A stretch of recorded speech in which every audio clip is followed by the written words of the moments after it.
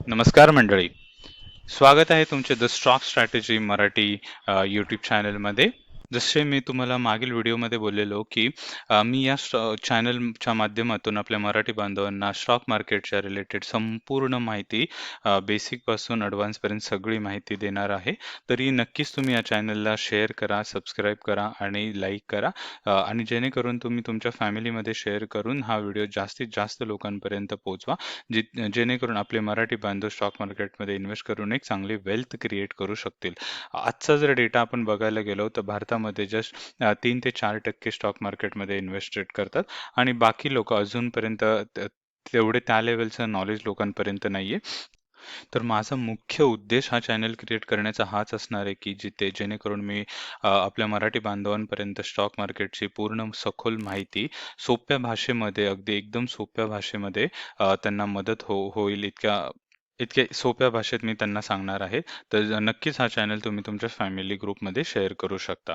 तर चला, आज आपण बघणार आहोत की म्युच्युअल फंड म्हणजे काय, की म्युच्युअल फंड खूप सारे लोक आता काय करतात की म्युच्युअल फंडमध्ये पण इन्व्हेस्ट करतात. ज्या लोकांना जॉब करतात आणि ज्या लोकांना इक्विटीमध्ये टाइम नसतो इन्व्हेस्ट करण्यासाठी, ते लोक काय करतात की एका म्युच्युअल फंड मॅनेजरला हे पैसे इन्व्हेस्ट करायला देतात आणि ते एक इयरली फिक्स रिटर्न म्हणजे थोडे इक्विटी मार्केटपेक्षा थोडे आपण बोलू शकतो थोडेसे इझी रिटर्न इथून घेऊन, पण लिमिटेड रिटर्न्स असतात. जसं की आपण स्टॉक्समध्ये जर डायरेक्ट इन्व्हेस्टमेंट केली तर तिथे थोडी रिस्क असते आणि थोडे रिटर्न पण जास्त असतात. आणि म्युच्युअल फंडमध्ये कसं असतं की एक आपण कोणाला तरी पैसे देतो आणि ते त्यांना इन्व्हेस्टमेंट करायला सांगतो. तर नक्की त्याचा फंडा काय आहे, की म्युच्युअल फंडमध्ये कशा प्रकारे इन्व्हेस्टमेंट करतात आणि कोणत्या प्रकारचे म्युच्युअल फंड आहेत इंडियामध्ये, त्याची आपण पूर्ण आज डिटेलमध्ये सखोल माहिती घेऊया. ओके. तर पहिला मुद्दा म्हणजे काय, की म्युच्युअल फंड म्हणजे काय हे समजून घेऊया आणि त्याच्यानंतर आपण त्यांचे किती प्रकारचे म्युच्युअल फंड आहेत, नक्की आपल्याला कशामध्ये इन्व्हेस्टमेंट करायला हवी याच्याबद्दल माहिती बघूया. तर म्युच्युअल फंड म्हणजे काय, तर इथे बघू शकता मी छोटे काही पॉईंट्स मांडलेले आहेत, की म्युच्युअल फंड म्हणजे एक गुंतवणुकीचा प्रकार. लोकांकडून पैसे जमा करून वेगवेगळ्या शेअर्स, बॉन्ड्स किंवा आणि मार्केट संसाधनामध्ये गुंतवणूक केली जाते आणि त्याचे व्यवस्थापन प्रोफेशनल फंड मॅनेजर करतात. तर याचा अर्थ सोप्या भाषेत मला जर सांगायचं झालं तर असाच की जर काही लोक जॉब करतात 9 to 5 आणि त्यांना इतका टाइम नसतो फॅमिलीतून की आपण रोजच्या काही अपडेट्स घेऊ, न्यूज घेऊ आणि मग त्या पर्टिक्युलर स्टॉक्समध्ये त्याचे अनालिसिस करू, त्याचे क्वार्टरली रिझल्ट अनालिसिस करू आणि त्याच्यानंतर आपण त्याच्यामध्ये इन्व्हेस्टमेंट करू, राईट. पण जर म्युच्युअल फंडमध्ये बघायला गेलात तर एक असा म्युच्युअल फंड आहे जिथे काय करतात लोक, एक फंड मॅनेजर असाइन करतात. ओके. आणि त्याला काय करतात, ते फंड की हे आमचे फंड तुम्ही घ्या आणि तुम्ही कोणत्याही स्टॉक्स मध्ये इन्व्हेस्ट करा. किंवा त्याच्यामध्ये पण आता प्रकार आहेत की तुम्हाला स्टॉक्स मध्ये इन्व्हेस्ट करायचे आहेत की बॉन्ड्स मध्ये इन्व्हेस्ट करायचे आहेत. हे वेगवेगळ्या प्रकारचे फंड्स असतात. मेन अजून लोकांना शंका येऊ शकते की जर हा फंड मॅनेजरच पळून गेला तर वगैरे, राईट, अशा शंका असतात. तर इथे आपल्याला जसं इक्विटी मार्केट असू द्या किंवा म्युच्युअल फंड असू द्या, इथे कोणीही कोणाचाही पैसा डुबून नाही जाणार जर आपण एखाद्या खराब स्टॉक्समध्ये इन्व्हेस्टेड किंवा खराब म्युच्युअल फंडमध्ये इन्व्हेस्टेड नाही केले तर. बरं. तर मेन म्हणजे काय, की आपल्याला त्याच्याबद्दलचं आधी शिक्षण घ्यायचं आहे, पूर्ण माहिती सखोल त्या लेवलपर्यंतची माहिती घ्यायची आणि मगच इन्व्हेस्टमेंट करायची.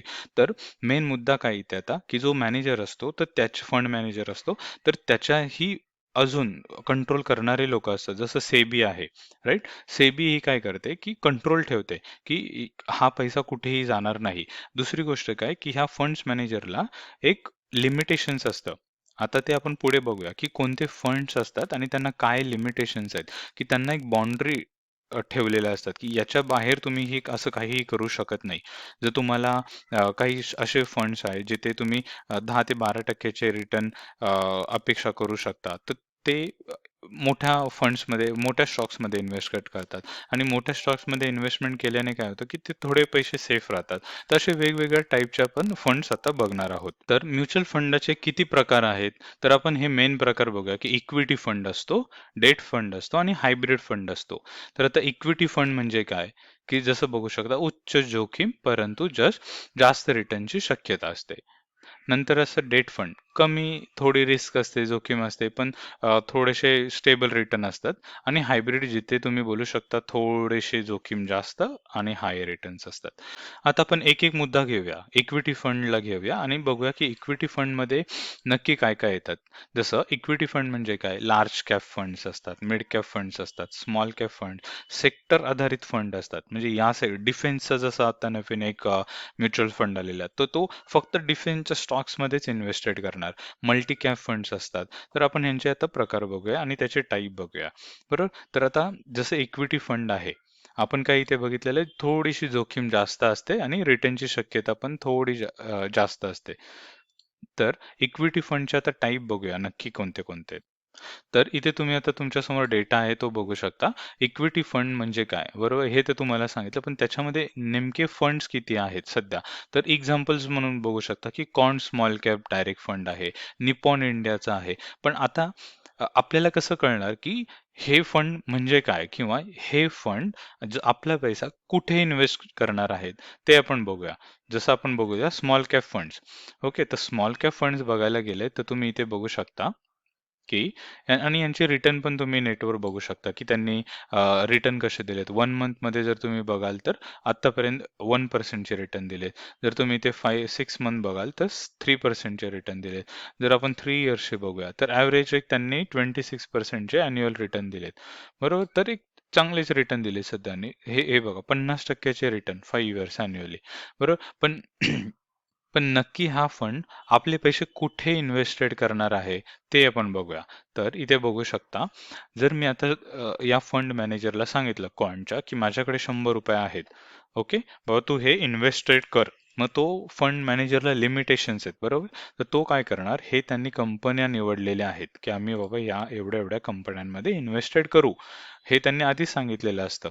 मग आपण बघायचे कंपन्या कोणत्या आहेत नक्की, जिथे हे फंड आपण मी जसं पूर्ण बोललो की पूर्ण माहिती घेतल्याशिवाय कधी इन्व्हेस्टमेंट करायची नाही. जास्त घाईघाईमध्ये किंवा कोणाच्या सांगण्यावरून इन्व्हेस्टमेंट करायची नाही.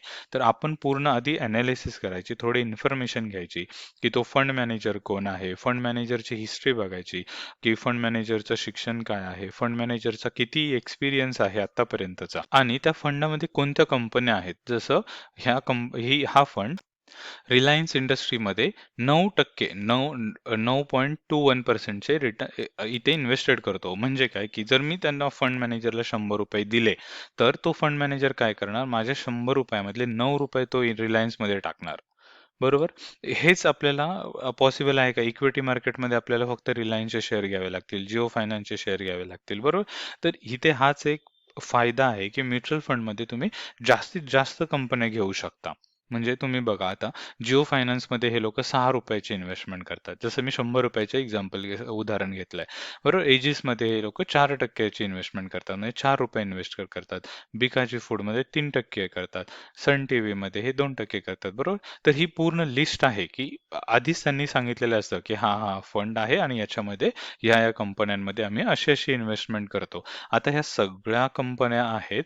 जसं मार्केटमध्ये आणि याच्यामध्ये काय फरक आहे की मी तिथे जर रिलायन्सचा स्टॉक घेतला आणि तो पूर्ण खाली आला तर माझे पूर्ण पैसे कमी होणार. पण इथे काय करतात, जर जेवढ्या जास्त कंपन्या आहेत, बरोबर, एक स्टॉक जरी खाली गेला तरी हा दुसरा स्टॉक जास्त पळालेला असतो, तो कव्हर करतो. आणि असे मिळून आपल्याला म्युच्युअल फंडमध्ये थोडेसे स्थिर रिटर्न भेटतात. जसं इथे बघू शकता 47% हे चांगले रिटर्न भेटलेत, बरोबर.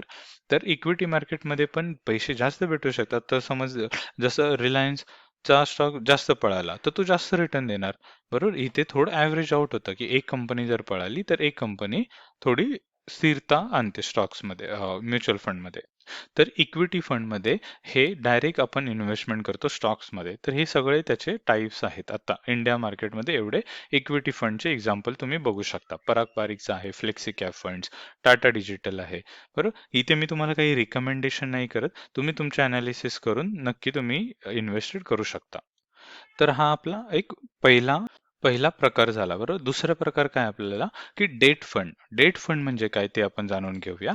तर इथे बघू शकता डेट म्युच्युअल फंड म्हणजे काय, निश्चित आय देणाऱ्या साधनांमध्ये गुंतवणूक करणारं म्युच्युअल फंड. म्हणजे सरकारी जे कॉर्पोरेट बॉन्ड्स असतात, कॉर्पोरेट डेट सिक्युरिटीज असतात, मनी मार्केट इन्व्हेस्टमेंट्स असतात. ओके, तर यांचा समावेश असतो. आपण इक्विटीमध्ये काय बघितलं की तिथे आपण स्टॉक्समध्ये डायरेक्टली पैसे द्यायला सांगतो एक मॅनेजरला, फंड मॅनेजरला. इथे फंड मॅनेजर काय करतो, जसे कॉर्पोरेट बॉन्ड्स असतात, तर तो त्यांच्यामध्ये इन्व्हेस्टेड करतो. बरोबर. आता याचे पण भरपूर प्रकार आहेत. जसं तुम्ही बघाल तर इथे तुम्ही बघू शकता Aditya Birla Sun Life medium form, Aditya Birla Sun Life. बरोबर, हे सगळे आहेत आपले डेट फंड. तर याच्यामध्ये परत तुम्हाला जायचं आहे, इथे बघायचं की कोणते कोणते इथे इन्व्हेस्टमेंट आपण कशामध्ये नक्की करणार आहोत. तर GOI बघू शकता, अदानी एअरपोर्ट होल्डिंग्समध्ये, ग्रामीण. तर हे सगळे आपण अनालिसिस करायला हवेत. बरोबर. तर हे हे झालं सेकंड त्याचा प्रकार.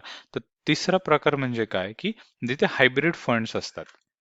जसं आपण नावावरून बघू शकतो, की एक बॅलन्स फंड आहे. म्हणजे काय करतात नक्की, त्याच्यामध्ये आपण बघू शकतो 40% हे लोकं काय करतात, की स्टॉक्समध्ये टाकतात 60% आणि 40% बॉन्ड्समध्ये टाकतात.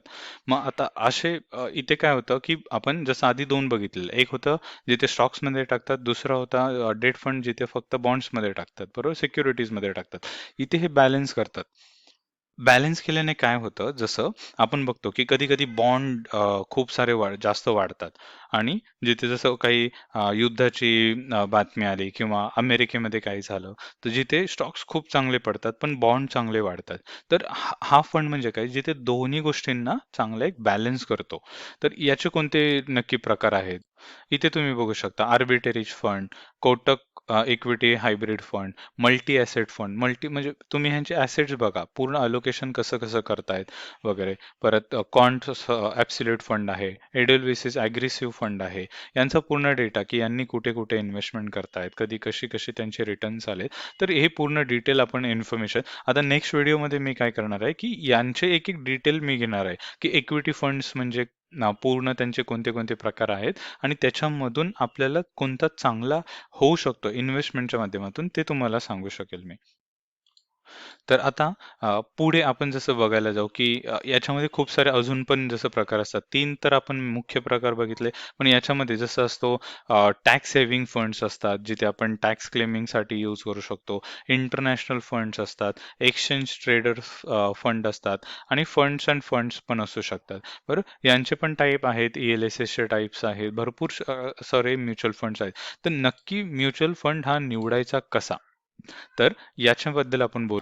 तर पहिली गोष्ट तर आपण स्वतःला समजलं पाहिजे, की आपण कोणत्या प्रकारचे इन्व्हेस्टर आहोत. आपण शॉर्ट टर्मसाठी आलोय, की आपल्याला जास्त रिटर्न हवेत आणि थोडी रिस्क घेण्यासाठी आपण तयार आहोत. तर ते सगळं बघूनच आपण जसं वरच्या प्रकारचे हे जायचं. जसं मी बघितलं, की इक्विटीमध्ये थोडी रिस्क असते, पण थोडे रिटर्न पण जास्त असतात.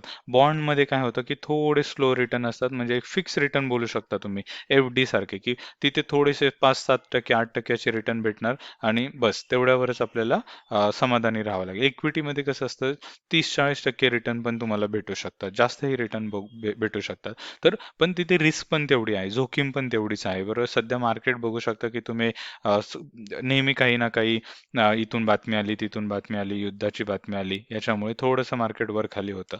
तर तसे रिटर्न पण आपले वर खाली होऊ शकतात. तर मुद्दा काय, की आपण किती रिस्क टेकर आहोत, किती रिस्क आपल्याला घेण्याची कॅपॅसिटी आहे, त्याच्यानुसार आपण आपले फंड्स निवडायचे.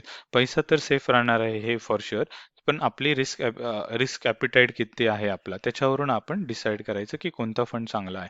नेक्स्ट व्हिडिओमध्ये मी तुम्हाला पूर्ण डिटेलमध्ये सांगतो, की कोणत्या प्रकारचा फंड आपण निवडू शकतो आपल्यासाठी आणि कोणत्या माणसाने जसं जॉब करतात, तर काही लोक बिझनेस करतात, तर यांच्यासाठी कोणता फंड चांगला आहे हे मी तुम्हाला नक्की पुढच्या व्हिडिओच्या माध्यमातून सांगेल.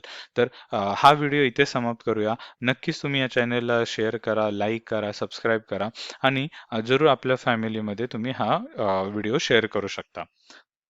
चला तर धन्यवाद. भेटूया पुढच्या व्हिडिओमध्ये.